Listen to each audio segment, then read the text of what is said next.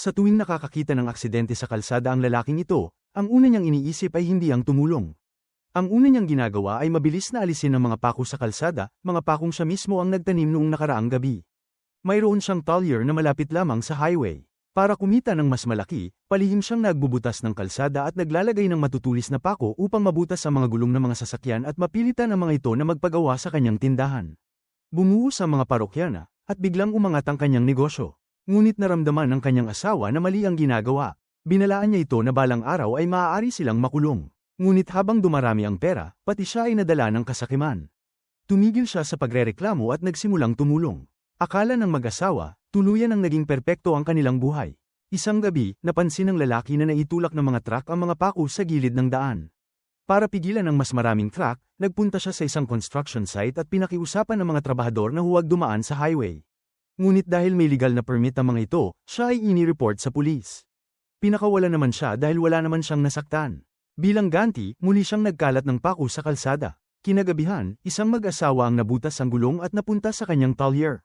Ang dapat na bayad ay $10 lamang, ngunit siningil niya ng $980. Tuwang-tuwa siya sa malaking kita at agad gumawa pa ng mas maraming pako para ikalat muli. Kinabukasan, isang mayamang babae ang nadaanan din ng mga pako. Pagdating sa tindahan, nakita ng lalaki ang mamahaling kasuotan nito at agad niyang inisip na mayaman nga ito. Pagkatapos ay siningil niya ng $10,000. Laking gulat niya nang bigyan siya ng $20,000 at binalaan pa siya na ang perang galing sa pandaraya ay hindi nagtatagal. Nakaramdam siya ng kaba, ngunit nanaig pa rin ang kasiyahan dahil sa malaking halaga. Nang gabing yun, nagkaroon sila ng panibagong ideya. Gumamit sila ng electric drill at gumawa ng mas malalalim na butas upang mas matibay na mailagay ang mga pako. Naglagay pa sila ng expansion bolts. Sa loob lamang ng isang araw, dagsa ang mga sasakyan at kumita siya ng $80,000. Bumili siya ng mamahaling regalo para sa kanyang asawa at isang marangyang kotse para sa sarili.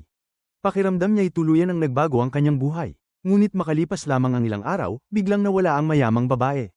Natuntun siya ng pulis dahil sa sobra niyang paniningil dito. Inakala niya na natuklasan na ng pulis ang tungkol sa mga pako, ngunit ipinakita lamang nila ang larawan ng babae at nagtatanong ng impormasyon. Dahil walang matibay na ebidensya, siya ay pinalaya. Gayunman, naging mapagmatsyag pa rin ang mga pulis. Palihim nilang inutusan ng kapitbahay ni David na obserbahan ang kanyang mga kilos.